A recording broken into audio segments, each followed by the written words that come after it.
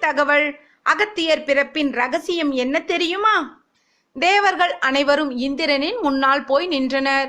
தேவாதி தேவா, உலகில் அநியாயமோ பெருத்துவிட்டது.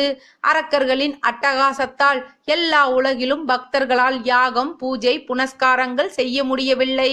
எங்களுக்கு அவிர்வாகம் கிடைக்காததால் நாங்கள் படும் வேதனைக்கோ எல்லையில்லை. எங்கள் சக்தியோ குறைந்து கொண்டே இருக்கிறது. அசுர சக்தியோ வேகமாக தலை தூக்குகிறது. நல்லவர்கள் நிம்மதியின்றி உள்ளார்கள்.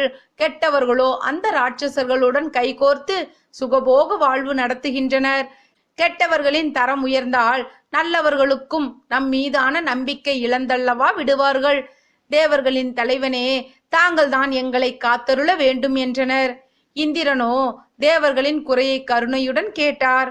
தேவர்களே, கலங்க வேண்டாம்.